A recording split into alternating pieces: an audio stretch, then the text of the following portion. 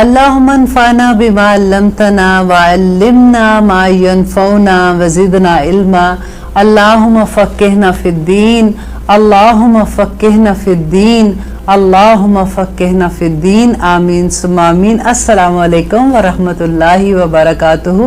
کیسے ہیں آپ لوگ؟ الحمدللہ ہمارا سفر بہت اچھا جا رہا ہے۔ آپ کو کیسا لگ رہا ہے؟ کتنی سمجھ آ رہی ہے؟ میں لاسٹ ٹائم ہم لوگ جو سورۃ بقرہ کی آیت نمبر 83 ہم لوگ کر رہے تھے،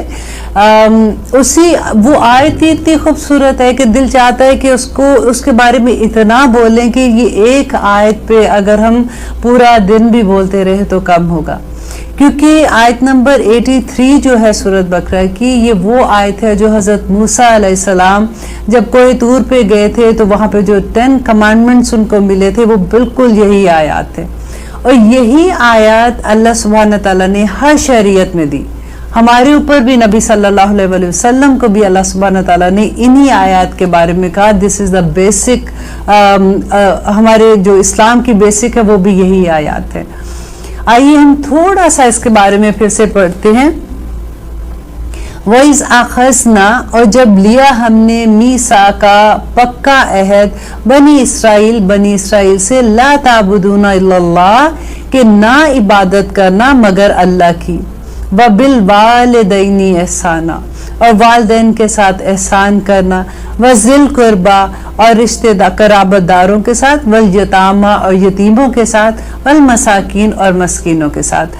اب دیکھیں یہ جو آیت ہے اس میں سب سے پہلے کوئی بھی حکم جو اللہ سبحانہ تعالیٰ نے کہا کہ شرک نہ کرنا، وہی آیت ہے جو ایاک نعبد و ایاک نستعین میں ہم پڑھتے ہیں، اور اس کے بعد آتا ہے کہ فوراً اللہ تعالیٰ جب اپنی بات کرتے ہیں، اپنا حق یاد کراتے ہیں انسان کو، تو ساتھ ہی اپنے والدین کا حق ان کو یاد کراتے ہیں۔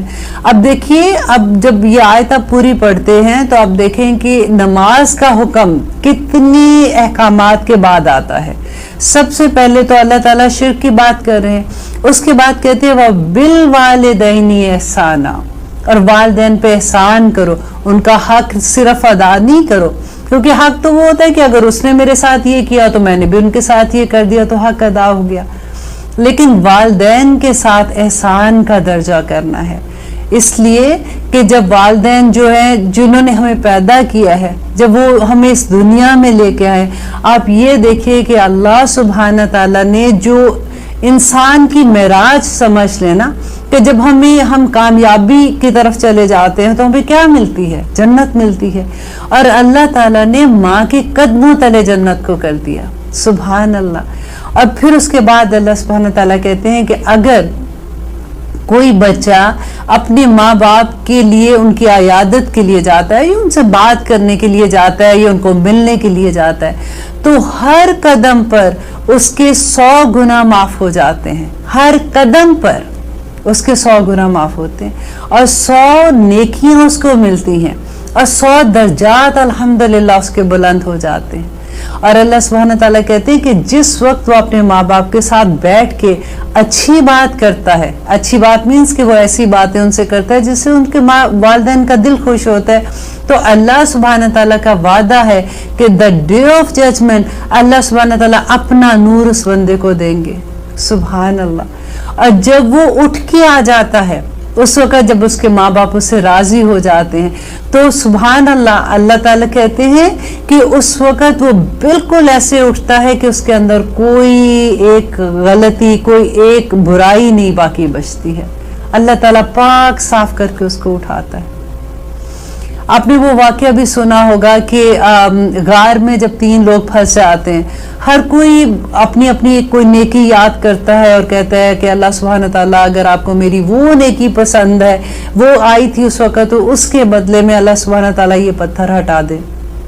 اور ان میں سے ایک آدمی جو آخری دفعہ جو تیسرے والا ہوتا ہے، وہ اللہ تعالیٰ کو اپنے والدین کے ساتھ اپنے احسان کا جو معاملہ ہے وہ یاد کراتا ہے، اور کہتا ہے کہ یا رب العالمین، وہ میں نے اپنے والدین پہ جو نیکی کی تھی، اگر آپ کو وہ میری نیکی پسند آئی تو اس کے عوض یہ پتھر ہٹا دے۔ تو وہ پتھر ہٹ گیا تھا راستے سے، اور وہ باہر آ گئے تھے۔ आप ये देखिए कि हमारी जिंदगियों के कितने पत्थर हटते हैं हमारी राह से जब हमारे माँ बाप हमारे लिए दुआ करते हैं। हमें ये लगता है ना कि कोई नहीं, ये पता नहीं कैसे अचानक ही ये चीज़ हमारे साथ हो गई। अचानक कुछ नहीं होता, ये आपके माँ बाप की दुआएं लगी होती हैं।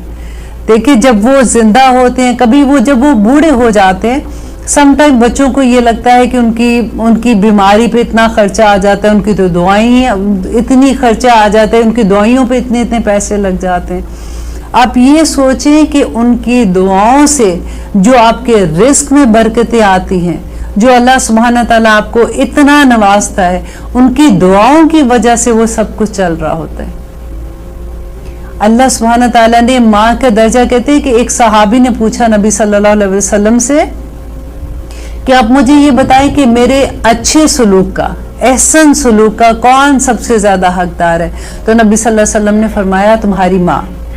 उसने फिर पूछा दोबारा से कि ठीक है मेरी माँ है, फिर इसके बाद उन्होंने कहा, दूसरी दफा भी उन्होंने कहा तुम्हारी माँ। फिर जब उन्होंने तीसरी दफा पूछा तो उन्होंने तीसरी दफा भी कहा तुम्हारी माँ। और फिर जब उसने चौथी दफा पूछा कि इसके बाद कौन हकदार है, तो उन्होंने कहा तुम्हारा बाप। अब इसका ये मतलब नहीं है कि बाप का दर्जा इतना कम है या कुछ है, क्योंकि नबी सल्लल्लाहु अलैहि वसल्लम ने फरमाया कि अल्लाह सुब्हान तआला कहते हैं कि बाप जन्नत के दरवाजों में से एक दरवाजा है। अब तुम्हारा ये काम है कि तुम उस दरवाजे को कायम रखते हो या उसको उखाड़ देते हो। बाप की दुआ कहाँ पर पहुंचती है। बाप को, माँ को मनाना बहुत आसान होता है, माँ तो बेचारी वैसे ही माननी होती है, बाप को मनाना जरा मुश्किल हो जाता है। इसीलिए कहते हैं कि जन्नत का दरवाजा है तुम्हारा बाप। अल्हम्दुलिल्लाह। और इसके साथ साथ अल्लाह सुब्हानहू तआला ने कहा वज़िल कुर्बा, जो आपके रिश्तेदार हैं। देखिए रिश्तेदारों के साथ नेकी करना मुश्किल होता है। बाहर के लोगों के साथ तो बड़ी आसानी से हम लोग कर लेते हैं, क्योंकि हम जज नहीं करते ना। अब रिश्तेदारों को तो हमें ये होता है कि देखो इनके पास तो ये भी है, अगर मैंने ये किया था तो देखो नेक्स्ट टाइम मिला तो वो उसने कैसे मेरे साथ किया, वो तो करने का क्या फायदा, उनका तो अकड़ ही नहीं खत्म होती है। ऐसी कितनी बातें हम लोग कह रहे होते हैं। लेकिन अल्लाह सुब्हान तआला ने क्या कहा, एहसान करने को। देखिए नेकी करना तो कोई मुश्किल काम नहीं है।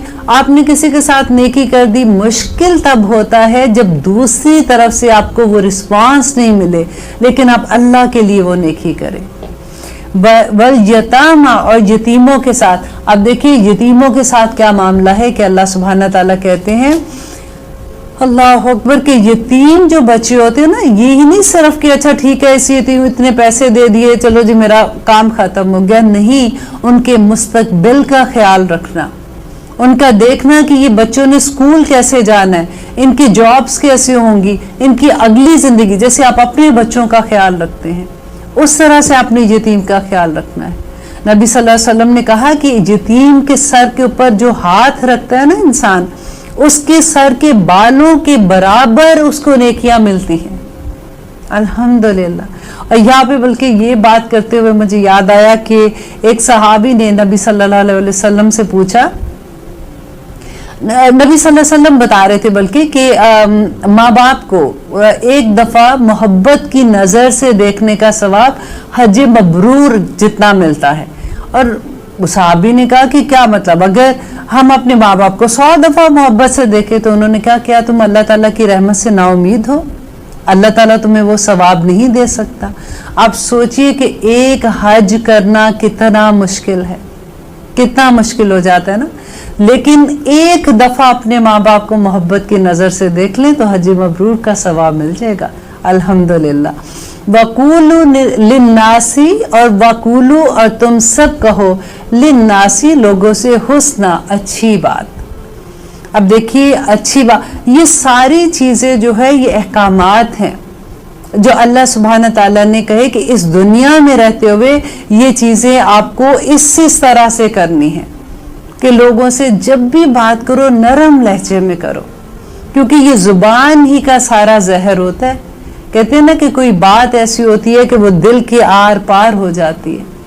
जब किसी से बात करो तो इस चीज़ का ख्याल रखो कि किसी की इज्जत है, किसी से मोहब्बत से बात करनी है तो उसका असर आप देखो कि वापस आपको क्या मिलता है। किसी को मुस्कुरा के देख लेना सदका है। अगर कई दफा ऐसा होता है कि अच्छा हम सदके में क्या दें, हमें तो समझ ही नहीं आ रही, हमारे पास अब उनको देखो वो कितने कितने सदके देते हैं, हमारे पास तो इतनी हैसियत नहीं है। लेकिन नहीं, सिर्फ मुस्कुरा के देख लेना भी सदका है। वक़ूलु लिन्नासि हुस्ना, और लोगों से अच्छी बात कहो।